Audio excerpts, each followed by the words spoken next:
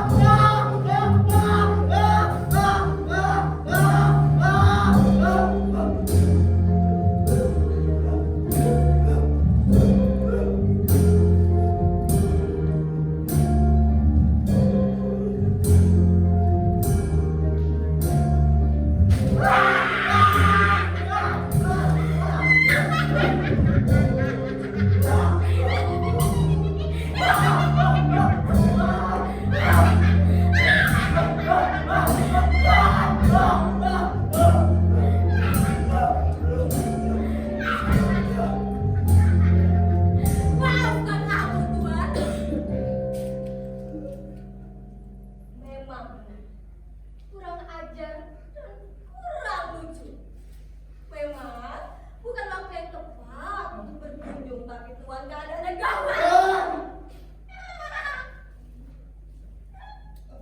Engkau Ya, akulah. setan.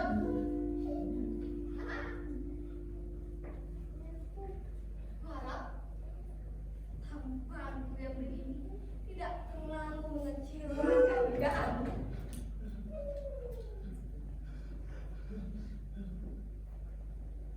Sebaliknya, tampangmu sama sekali tidak berbeda dari apa yang biasa kulihat di gambar-gambar. Bajumu yang hijau, kedua tanduk kecil, pasang mata yang menyala, hidung yang panjang dan bentuk badan yang kurus kecil. Aku tidak mengerti bagaimana orang-orang melukiskan aku dalam bentuk semacam itu. Tapi kalau memang itu yang kalian kenal, maka aku akan memakainya. Kebohongan yang sudah dikenal setiap orang lebih baik daripada kebenaran yang disembunyikan. Setan. Jadi kau ini setan. Setan yang sering aku baca beritanya di buku-buku. Yang sering aku dengar perbuatannya yang aneh-aneh. Dengan segala kerendahan hati, itulah aku. Itulah yang kalian sebut dengan segala kebaikan yang kalian tulis, yang kalian ucapkan. Tentu aku mengikuti semua yang kalian siarkan tentang diriku, yang kalian bukan dengan aku. Kalau mau kuikuti, sebagian waktuku niscaya hanya kuhabiskan untuk mengoreksi segala kejadian dan membantah segala macam tuduhan. Aku tidak banyak menggubris. Hal-hal yang ada dalam buku-bukumu adalah percakapan orang-orang.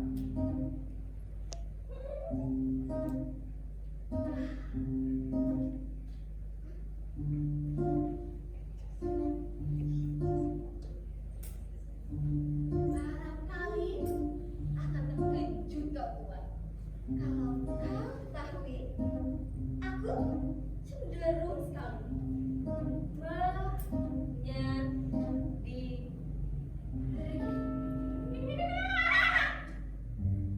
aku menjauhkan diri dari pergaulan dengan manusia. Itulah rahasianya. Maka aku tetap muda dan urat syarafku selalu santai.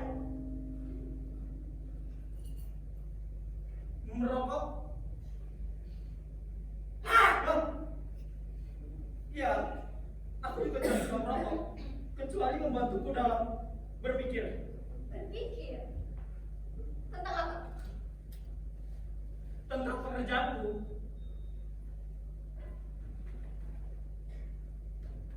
Tentu kau sudah tahu, profesiku ialah berpikir. Tentu seorang filsuf yang sangat penting. Itulah yang dikatakan orang-orang kepadaku. Itulah mengapa aku datang kepadamu malam hari ini. Maksudku supaya kau berpikir untukku. Berpikir untukmu. Engkau. Iya, kau harus berpikir untukku, untuk menjauhkanku dari bencana yang hampir menimpa kepalaku. Bencana akan menimpa kepalamu. Engkau. Ya, kalau melihat Tuhan, tak ada yang bisa menolong kepalamu ini selain kepalamu yang penuh pikiran itu. Jadikanlah apa buat aku, buat menjauhkanku dari bahaya. Engkau dalam bahaya. Sedang menimpa. Mengancam sampai punah. Aku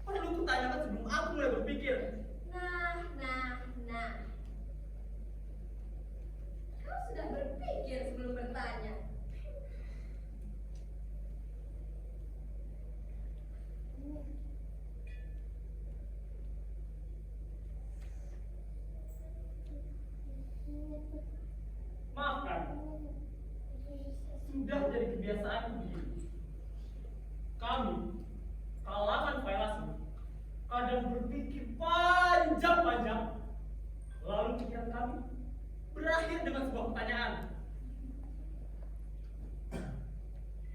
Bukan begitu, Tuan. Clara, kau tidak membuang waktuku dengan percuma. Maksud kedatanganku kepadamu selangkut ini supaya kau berpikir untukku dengan solusi yang dapat memecahkan persoalan. Baiklah. Kalau begitu, mari kita mulai dengan sebuah pertanyaan. Bahaya apa yang mengancammu?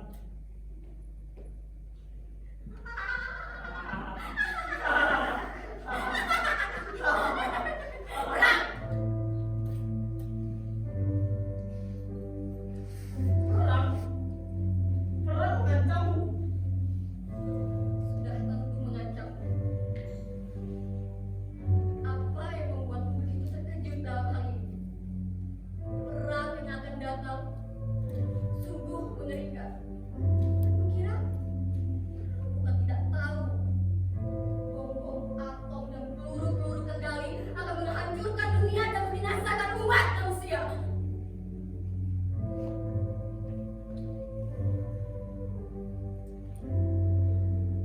Apakah dalam hal ini kau sangat mengasihi umat manusia? Sangat mengasihi diriku. Lalu apa urusanmu? Hidupku tergantung dengan umat manusia. Di mana ada manusia, di situ ada aku. Kalau terjadi kiamat dan semuanya akan berakhir, maka aku dengan yang lain akan berada di depan. Di tempat kami yang sudah termaktum serta kesudahan yang tidak dapat dihilangkan lagi. Jadi, maksudmu perang yang akan membinasakan segala yang ada ini tidak menguntungkan bagimu? Sama sekali tidak. Terus, siapa di antara bangsa itu yang akan membuat perang? Mana aku tahu?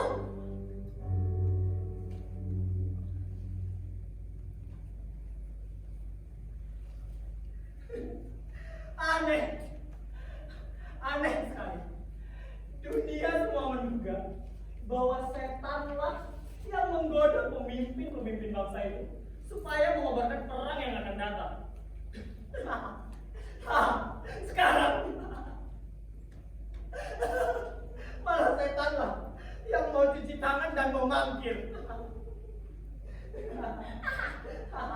Tuhan yang terhormat, sudah gilakah aku mau membakar dunia ini termasuk aku di dalamnya? Ya, masuk akal. Apa aku tahu? Mau bunuh diri? Seperti yang aku katakan, sekarang aku senang menyendiri dan hidup tentram. Tapi rupanya ada orang-orang tolong yang suka hidup dalam kegaduhan selalu. Bunyi-bunyi letusan jadi hiburan buat mereka. Sebegitu jauh memang. Itulah hidup mereka. Sebelum itu, aku masih bisa masuk jari-jariku di telinga, tapi persoalannya sudah berkembang.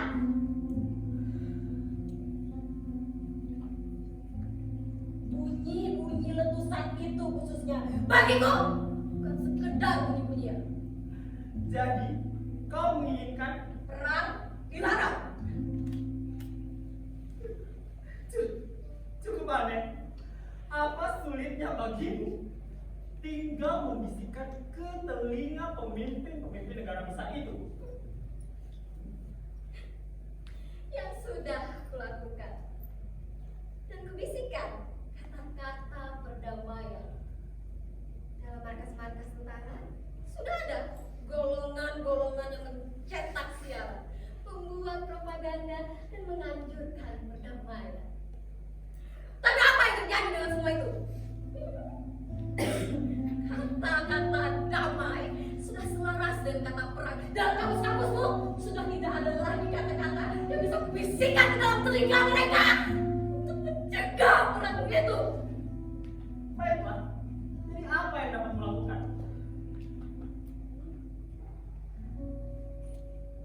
Itu sebabnya aku datang kepadamu dengan sebuah permohonan.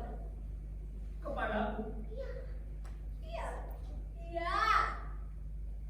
Terpikir olehku bahwa aku harus menemui seorang filsuf.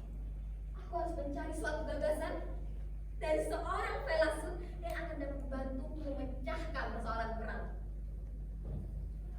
Sekarang aku datang kepadamu. Tunggu sebentar. Gagasan mencegah perang. Ya, Ya. Itu bukanlah hal yang mustahil bagi kami kalangan filsuf. Usaha kami ialah melahirkan pikiran-pikiran. Sudah tentu, aku dapat memberikan apa yang kau minta itu. itu manusia sudah diselamatkan. Tunggu dulu. Tunggu dulu, setan. Iya, kita sepakati dulu. Iya, apa? Bukankah kau mendatangi waktu larut malam begini dan aku meninggalkan pekerjaanku supaya berpikir untukmu, memeras otakku demi kepentinganmu? Bahkan untuk kepentingan umat manusia. Ya, aku selalu bekerja demi kepentingan umat manusia. Tapi itu tidak menghalangiku menerima imbalan dalam menjaga karangan-karangan dan pikiran-pikiranku. Tuan, kau sekarang sedang berpikir untuk menyelamatkan umat manusia dari kehancuran. Sarjana-sarjana yang saat ini sedang sibuk membuat bom-bom atom dan hidrogen yang akan membinasakan segala yang ada ini. Adakah dari mereka melakukan itu demi Tuhan? Kan sudah tentu mereka menerima upah. Nah, terus kenapa kau mau aku bekerja cuma-cuma demi setan? Karena aku pikir kau hanya memihak cita-citaku saja. Seperti kau. Bengek! Sebaliknya, aku mengerti kenapa kau hanya memikirkan cita-citamu saja. Sebab kau seorang diri, tidak punya keluarga. Oh, rupanya kau sudah berkeluarga. Tentu. Itu sebabnya aku jadi seorang filsuf. Setiap suami yang telah beristri 10 tahun lebih, ia filsuf. Tanpa diperlukan sebatang berukun tentang filsafat. Aneh juga, kau bicara tentang sesuatu yang tidak pernah ku alami. Perkawinan. Tak pernahkah terpikir olehmu suatu waktu kau akan kawin? Sama sekali tidak. Aku pun tidak tahu kenapa. Mungkin itu suatu kesalahan. Kesalahan? Kesalahan sebab kau belum kawin? Pada waktu yang tepat. Dengan segala kebodohan, ku habiskan umurku yang panjang ini. Begitu saja. Sejak manusia diciptakan hingga saat ini. Tanpa terpikir olehku akan mengubah cara hidupku. Sekarang saat berakhir sudah dekat. Ada kalanya orang-orang tolol itu akan berhasil juga menghancurkan dunia. Dan kau belum lagi memasuki dunia. Apa maksudmu? Maksudku, ya, kau belum lagi memasuki dunia perkawinan. Sudah terlambat. Tapi kau masih terlihat muda. Kau mau membujukku. Aku mau membujukmu. Tapi bagaimanapun juga, aku sudah jemu hidup menyendiri dan terpujam. Terbayang olehku bahwa dunia perkawinan yang sudah tentu.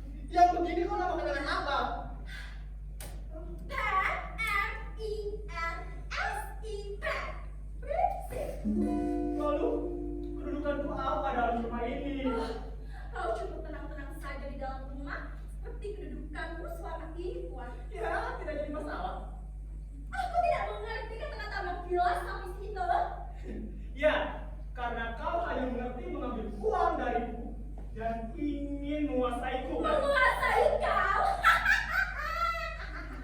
Pandai sekali kau menggunakan kata. Itu hanya buatanmu yang kemudian akan kau pergunakan untuk melawan aku. Aku yang begitu pelayan dan tidak mampu bela diri.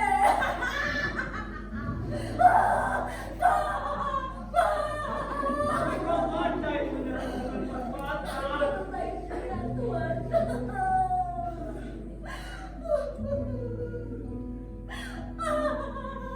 Kau mulai dengan pertengkaran. Bukankah kau yang tadi pagi merampas dompetku dengan kuku-kukumu yang panjang itu?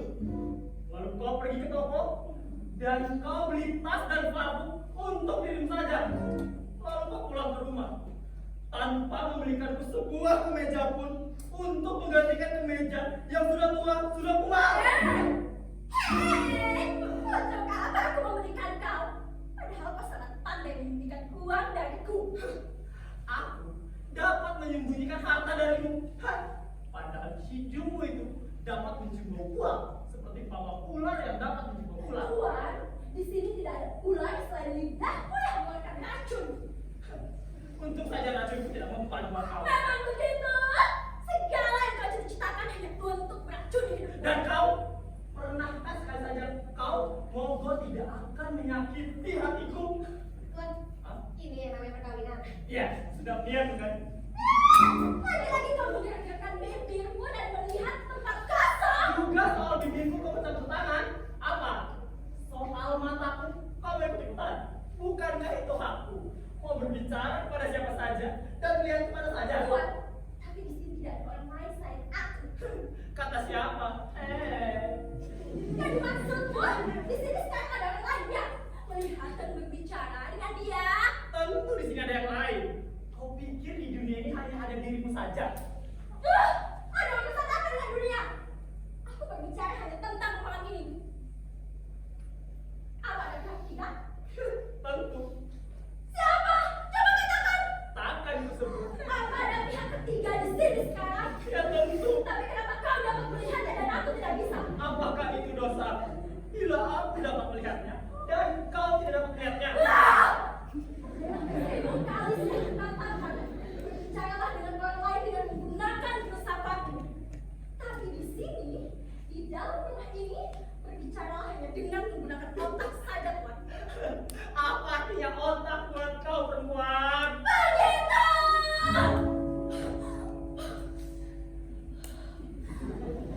Pemikiranmu sudah mau memberikan kesan bahwa jenismu tidak sama dengan jenisku. Bahwa kau memiliki pemikiran yang jauh lebih tinggi daripada pemikiranku. Kau juga ingin meyakinkan aku bahwa aku begitu kecil apabila berada di sampingmu, dan bahwa kau dapat melihat yang tidak dapat aku lihat, dan bahkan kau dapat menangkap yang tidak dapat aku tangkap. Kau ingin meyakinkan aku dengan pemikiranmu, tapi kau tidak bisa, Tuan. Akulah batang yang paling kuat seperti yang kau ketahui. Aku memiliki kepribadian yang tidak mungkin lumat di bawah kepribadianmu. Apakah kasar ini yang membuat kau marah? Bagaimanapun juga aku tidak mungkin menjadi anak bawahmu. Lalu mau jadi apa? Nyonya rumah diri. Dan aku, bukankah aku tuan rumah di sini? Terserah saja lah mau jadi apa. Intinya aku menguasai di sini. Lalu apa yang dikuasai gitu? Tuan, karena tidak mungkin di dalam satu rumah ada dua kekuasaan dan dua kepengurusan. Hanya ada satu pemerintah dan satu penguasa. Ya itu aku lah. Tidak, malah aku inilah. Maksud apa yang begitu? Salah bukan soal akal. Apa? Laki-laki kau kekuatan? Saya sekali yang begitu.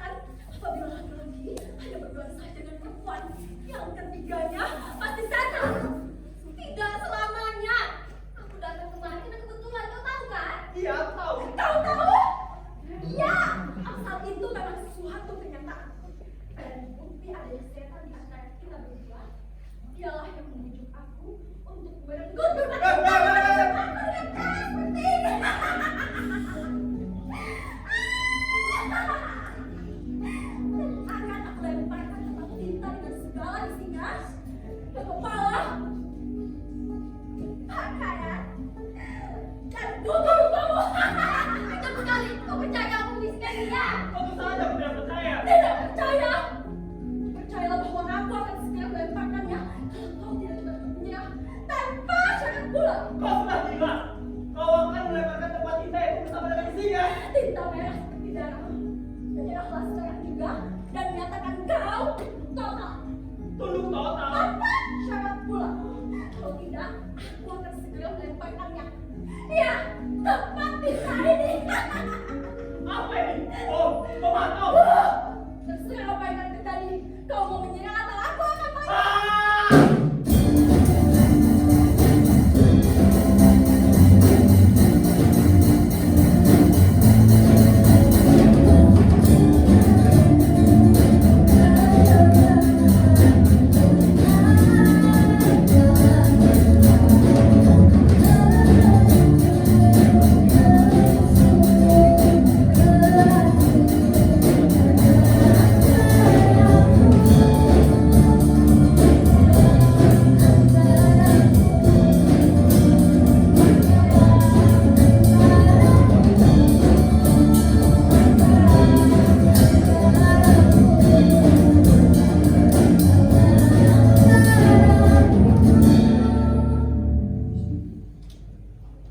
Bagaimana pendapatmu?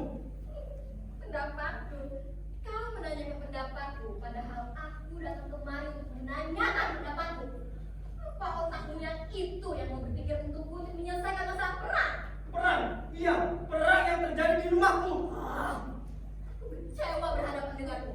Seharusnya aku selamatkan diriku sendiri sebelum bau akumu itu melemparkan ke kamar. Hei, mau kemana kau? Hei! Terima kasih kepada semua yang telah